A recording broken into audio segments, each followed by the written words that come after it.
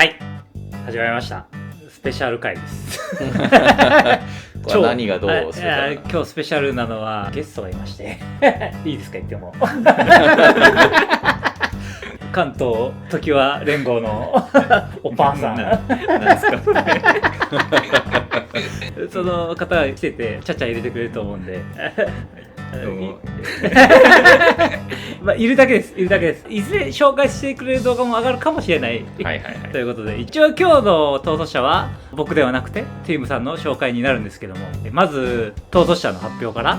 今日は低予算ですかね。はい、今日はいわゆる我々のカテゴリーでいうところのロープライス、はい、1万円以内で組めるデッキと、はい、いうことでご紹介させていただきます。はい、再稼働リバティプライム、はい、動画にもなってるトランスフォーマーです。はい、トランスフォーマー、はい、トランスフォーマーじゃないんですよね。いやだからロボットはまず逃走者の能力、はい、説明させていただきます。はい、ジェスカイ5マナです。はい、で警戒トランプル速攻88。めっちゃ強くないですか？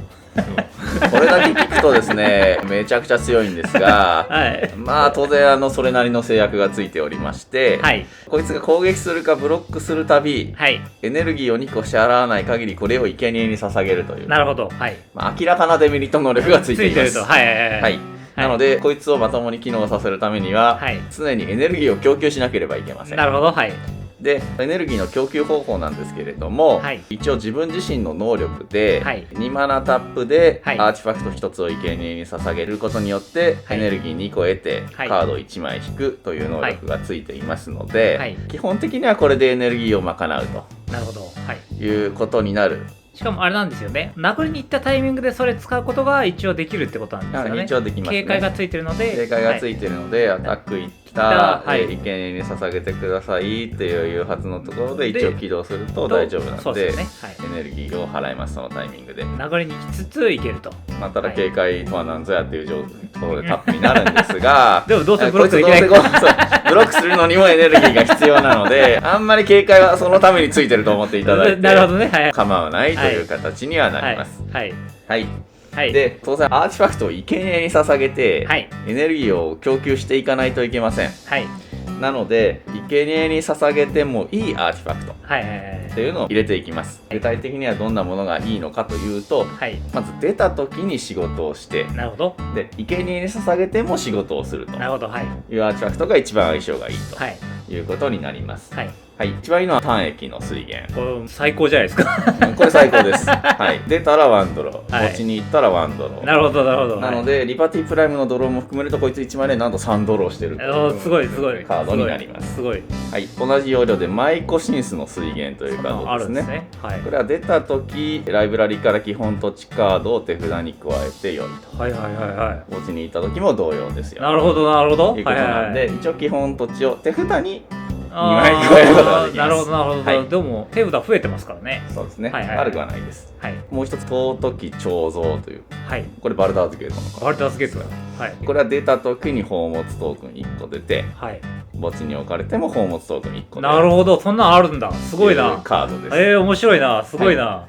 はい、もう一個は定番ですけど、真面目な身代わり、ね、身代わりはね、普通にね、普通にだったらね、入りそうですよね。サクってもいいし、サクでも当然いいし、はい、ということになります。はい、ただ、はい、こういうカードを、はい、もちろんサクってエネルギー供給するのいいんですけど、はい、その起動に2マナかかっちゃうんですよね。はいはいはいはい。なので普通に速攻で殴りたいんだけれども、はい、実質7マナかかるということになってしまうので、はいはいはい、その動きってあんまり強くないんですよ。はいはいはい、なのでできればリバティプライムが出るより早くエネルギーが2個ある状態にはしておきたいんですね。先にエネルギーを出したいと。はい。なるほどなるほど。はい。なんですが、はい、正直それに適したカードがほとんどありません。はい。一つはシンスエラディケーターという、なるほど。同じフォールアウトのカードですね。初めて聞いた。こいつは一番相性がいいと思うんですけれども、はい、こいつは赤3マナの速攻で、はい、攻撃するたびにあなたのライブラリの一番上にあるカード1枚を追放する。はい。であなたはエネルギー2を得ても良いと。おお。でそうしないなら、はい、このターンそのカードをプレイしても良いと。要はトップ追放したのを使うかエネルギー得るか。なんでこのデッキの場合も100エネルギー得るんですけどショートドローなんかいらねえと。ショートドローなんかいらないです。ショートドローの代わりに2エネルギー得るという形になります。ただこいつぐらいしか先にエネルギーを得るカードがないです。単純にエネルギーを得るカードはかなり弱いカードが多いので、今後に期待ということになります。でアーティファクトサクるところの話をもう少し拡大したいんですけれども、カード1枚でですね、複数のアーティファクト、結果的に生み出すことができるカードっていうのも結構相性がいいということになります。例えばどんなやつ採用しやすいのかっていうと、アーティファクトシナジーと言いますね。そうですね、オジェックの調査員。初めて聞いた。こいつはカルロフ邸殺人事件のカードですが、知らない。白3マナ、飛行警戒、24、であなたのアップキープの開始時に、手札にあるカードがあなたより多い対戦相手1人につき1回調査を行うというカードです。なるほど。もちろん対戦相手のハンドの状態にもよりますが、最大で3個手がかりトークンが出るという形になります。1個も得られない可能性ももちろんあります。そういう場合は出さないでください。3万で気になりそうですからね。そうですね。他に面白いカードとしては、これ絶対誰も知らないと思うんですけど、実業的な回収者ファリドっていう、なんだこれ、兄弟戦争だったと思いますが、こいつの能力は、赤3マナ33で、そっちはどうでもいいんですけど、トークンでないアーティファクト1つが戦場から墓地に置かれるたび、クズテツという名前の無色のアーティファクトトークンを1つ生成すると。サクっても一応アーティファクトトークンが1個出てくるんで、もう1回使えますよという立て付けですね。で一応能力他にもあるんですが、どうでもいいです。どうでもいいですね。アーティファクト生成装置やっていう。そうですね、基本的にはそうです。一応なんか思想するとかも書いてあります。それちょっと重要かもしれない。もう一つはこいつは一番相性いいと思うんですが、鑑識の力士。こいつは結構有名なカードなのであれかもしれないですが、そうなんですか、知らないな。青3マナのクリーチャーでアーティファクト呪文を1つ唱えるたび調査を行う。でもちろんそれ自体もシナジーありますけれども、あなたがコントロールしているアーティファクトの起動型能力を起動するためのコストが1少なくなると。で1未満にはできないんですけれども、もちろんリバティプライムアーティファクトクリーチャーなんで1下がる、1下がる、起動が1になる、これだけでも結構差はあります。確かに結構でかいな。でもう一つはこのデッキひょっとしたら最強カードかもしれない最強カード、宝取りというカードでございます。なんだろうこれはですね、あれか、対戦相手がマナを引き出す目的でアーティファクトを1つタップすると、あなたの次のターン終了時までそのアーティファクトのコントロールを得ます。すごいぞ。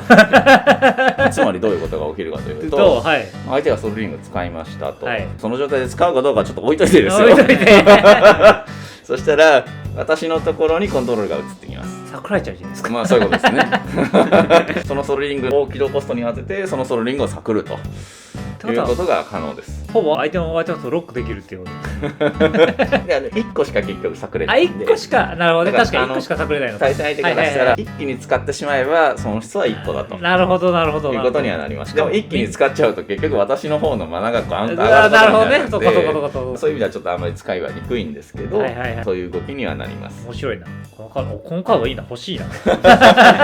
結構再録されてます。で基本的なゲームプランなんですけれども、そうやってエネルギーを供給していくことによってリバティプライムで殴っていくと、でリバティプライムの統率者ダメージで勝利するというゲームプランになります。なので殴るためにバックアップするカードっていうのも薄い入れてあげる必要があります。ジェスカイなんでね、統率者を守る、打ち消しはいいじゃんとか、そういうのあるんですけれども、何枚かご紹介させていただきますが、一つはトンズラ。これいいんですか？これいいでしょ。状況を打たれた時にフェイズアウトして避けましょうということでございます。避けれるだけなんで殴るダメージ与えられないんですけれども、保護するという意味では悪くはないです。もう一つは鍛冶屋の技。なんだこれ？これ知らない？知らないですか？白1マナで興味深い。パーマネント1個対象としてターン終了時までそれは呪言と破壊不能を得ます。でそれがアーティファクトクリーチャーならプラニ修正と。なるほど。それなんかそういう系ありますよね。こういう白の保護呪文なんですが、ちょっとパンプできるみたいな。ちょっとパンプできる。ついでにパンプできるんで結構いいです。なるほど。それ以外のところだとこいつ一応パワー8あるんでね。パワー8あるんで頑固な否認。パワーが4以上のクリーチャーをコントロールしているならクリーチャーでない呪文1つを打ち消すという1マナのカウンターになりますので、相性はとてもいい。それいいな。いうことになります。はい。あとは安でき定番なんですけど、稲妻曲げですね。曲げね。まあ曲げなんで。はい。はい。で、あとはそもそもこいつ88なんで、ブロッカー焼き払って、殴っていくというプランも有効になります。一つはチャンドラヒの目覚め。我々の動画では何回も出てくる。俺の一番好きやからまあ一応8点オールになりますんで、ビバティプライム以外はおそらく死ぬでしょうと。プレイヤーにもダメージ入ります。確かにめっちゃ出続けてる。はい。もう一つはですね、焼却という。これ最近ね出た結構強いカード。ドクター風のカードですが、これは2マナ X でアーティファクトでない各クリーチャーと各プレイヤーに X 点という、まあちょっと変わった範囲の全体火力です。はい、リバティプライム、アーティファクトですし、X8 以上で打つことないかもしれないですけど、それ以外にサポーターも結構アーティファクトクリーチャー入ってるんで、法的な全弱とまでは言いませんが、自陣の被害は小さい全弱という形で使うことができます。なるほどね。はい、8流れないですからね。はい、リバティプライムはあとは強化するカードっていうのを多少入れてまして、多少にしてるのはどうしてもそのジェスカイカラーなんでね、装備品とか、そういうので強化して戦っていくよりはこともできるんですけどね。できるんですが、まあ、打ち消しとかでバックアップしていった方が基本的には強いというふうにはまず考えています。なんですが、その中でも装備品とかオーラで強いのっていうのはあるんで、そこは採用したいと。何個かって数個ってそういうことですよね。そうですね。はい。一つは圧倒的洞察。強い。これは間違いなく強いです。青白2マナの、オーラです。で、エンチャントしているクリーチャープライチプライチ修正で、ファンコンとダメージ与えたらワンドローがつくと。ファンコンっていうのがね。そうなんです。カジュアルだとファンコンって実はファンコンが最強だっていうだいぶ優秀なんですよね。ファンコン強いんだよな。で、当然こいつ88なんで、1回投げれば9点ゲインはさすがに強いということでございます。で、それでドローしたのでバックアップできればなおいいということですね。はい、もう一つは両手をのっていうのがあると、っていうのがございます。僕の好きそうなカード。そうですね、大好きですよねこれ。大好きです。バルダーズゲートのカードで出来事面がついてる装備品です。で出来事だと2マナでインスタントで、あなたがコントロールしているクリーチャー1体に2段攻撃と。で装備品として使うと装備しているクリーチャーが攻撃するたびターン終了時までそのパワーを2倍にすると。2倍にしてその後もずっと2倍にできるっていう。そうですね。さすがにダブルストライクインスタントフレアで16点なので、1回続いておけば、倒すことができます。で装備品の方はもう見えてる強にはなっちゃうんで、ちょっと使いどころは考えてはほしいんですけれども、16点パンチということにはなりますので、非常に強力です。最悪エネルギーとして作ることもできますよ。できますよね。あんまりその展開はちょっとないかもしれないけど、よくはないけどね。でも結構ありますよ。マナファクトもやむを得ずにエネルギーに変換しちゃうとかっていうような展開になることもあるので、マーチャクト置いとくっていうのはそれだけでも一応価値はあります。で最後に1枚紹介したいのは、結構アーティファクト複数枚入ってるデッキなので、こいつ強いなと思ってるんですが、登る建築家レベックという1回だけ紹介したことあるカード、こいつは白4マナのクリーチャーで、あなたがコントロールしているアーティファクトは、あなたがコントロールしているアーティファクトの中の点数で見たマナコストにつきそれぞれプロテクション点数で見たマナコストがその数であるを得るという。ちょっと何言ってるか分からなかったね。何言ってるか分かんないですよね。ややこしいテキストなんですが、何をしてるか分からなかったぜって簡単に言うと、自分がコントロールしているアーティファクトは全部、自分がコントロールしているアーティファクトのマナコストを参照して、0、1、2、3、4、5ぐらいのプロテクションを得ると。それぞれがその数のプロテクションのを付与するってことなんですよね。そうですね。1だそれにコントロールしてたら全部プロテクション1ってことですよね。そうですね。でこいつは5なんで、全員5は確定ですよね。5は確定なんですよね。でこいつのために0のトークン出てるから全部0は確定ですよね。なるほど。でこいつのために2マナのなんか作ってもいいようなファクトいっぱい入れてるから全部2は確定ですよね。なるほど、強いな。っていうような感じで強いな。アーティファクトがなんかプロテクション大量に得ます。なるほど。なのでさっき言った圧倒的洞察とかつけてると剥がれちゃう。こいつのために装備品とかを抜いてるってことなんですよね。こいつのためにっていう側面も多少ありますが、基本的には呪文でバックアップした方がいいかなと思ってるので、少なめにしてるということです。そうなんですね。なるほど。で、面白カードですか？面白カードいきます？ちょっと1枚だけ紹介したいんですけど。1枚だけね、面白カード1枚だけですよ。1枚だけですよ。はい。こいつ5マナでキャストしてその時点でエネルギー2個ある展開が一番いいんですね。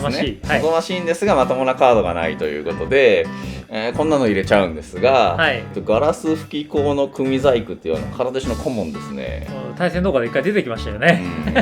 これ面白いでしょ。これが戦場にいた時戦術2を行い、その後あなたはエネルギー2を得る。はい。以上でございます。戦術2して2マナ払って戦術2してエネルギー2個得て弱くないですか？そんなカード入れないといけないんですよね。なるほどね。だからそういう意味ではちょっと構築には実は困っていると。なるほど。でも、今回モダコラ3でどうやら来たんですよね。結構何個か来まして、それでなんとなく何個か入れられるカードもあるということで、それを 1,2 枚だけ一応紹介しておきますと、魂の導き手、こいつはいいですね。はい。これでないクリーチャー一体があなたのコントロールから戦場に出ると1点のライフとエネルギーを1個得ると。いや、なるほど、いいっすね。これはいいっすね。安そうっすもんね。しかも1マナだし。これはいいです。さすがに5マナの闘争者なんで、5マナの闘争者出すまでには2体ぐらいクリーチャー出すでしょう。おそらくということでございます。いいですよね。あと、ただ普通に青のインスタントで1マナワンドローしてエネルギー2個得るみたいな、あれと普通に良かったですよね。あれめちゃくちゃいいよね。今の話で言うと全然普通にこっちの方がいいじゃんみたいな。これスーパー上位互換ですよこれ。いやまあでもほら一応ガラス吹き子の組細工2マナ払ってさくればワンドローもついてくるんで。確かにね。まあだから一応強化されていくぐらいがワンチャンあるかもしれない。まあ多分ここだけかな。ここだけだと思う。エネルギーテーマを拡張してくることって今後もほとんどないと思うんで。まあだから他にも収録されたカードで使えそうなのはありそうなんですが、安そうなのはその2枚な感じかなって感じでしたかね。そうです。このデッキは低予算なんで、安く組めそうなのはそんな感じですかね。あと一応土地コメントあったんですが、3色の場合って土地どうしてんですかみたいな。1万円で組むのに土地どうしてんですかっていうコメントがあったんで、一応土地をちょっと何個か紹介してほしいんですけど、おすすめの土地を3色で低予算で組む場合のおすすめのマナ基盤は、まず一つはバトルランド、この色味で言えば例えば大草原の川のようなやつですね。とチェックランド、チェックランドね、安くなりました。チェックランド再録結構入ってて、闘争シェアデッキで、100円レベルまで落ちてるんで、いいです。あとはいわゆるチラチランド、シャドーランドですね。チラッと見せるやつ。なぜなら基本土地の枚数多いんで。でフェッチ系というのは名ばかりの変幻地とか未開地のことですね。これテンポさすがに悪いんですけど、3色で組む場合は数枚は入れないとちょっと色が揃わないです。あとマナファクトはタリスマンとかシグネットとか入れるんですけど、おすすめなのは彩色の灯籠ですね。彩色の灯籠が全てを解決してくれると。そうですね。彩色の灯籠が初期ハンドにあったらもうマジでね心強いですからね。なるほどね。未開地切ってテンポ崩す必要ないんだから。確かに。でもそう未開地置いとけばいいっていう。そう。なるほど。そうなんですよ。そんな感じで土地は組んでいくんですかね。そうですね。そんな感じで今日は終わっていくんですが。どうですか。こんな感じなんですけど、なんかコメントあります？コメントあります？気になったなんか今回の対戦してるじゃないですか。どんな感じだってやった感じどうでした？エネルギーゲットするのに頑張ってるな。まあそうなんですよ。そうなんですよ。そうなんですよ。結構ね。88警戒トランプル速攻を運用するためには凄まじい縛りを受けてるんですねこれ。僕逆に思ったのが、そのエネルギーのゲットするのに苦労してるところがヘイトを下げてるんじゃないかな思ったんですよ。あそこまあいいかって結構それでなってたんで、あそこエネルギーないしいいかみたいな。まあね、確かにね。それがうまいデザインになってんじゃないかなと思いましたね。別の勝ち軸用意した方がいいかもしれないね。まあ今日はそんな感じになりますかね。はい。なんかこのデッキに入りそうなカードありましたらコメントしていただけるとありがたいですということで。実は切実に困っています。だいぶもういっぱいありそうですからね、エネルギー。はい。で、まあ、あとチャンネル登録お願いします。お願いします。今回の動画は以上になります。おしまい。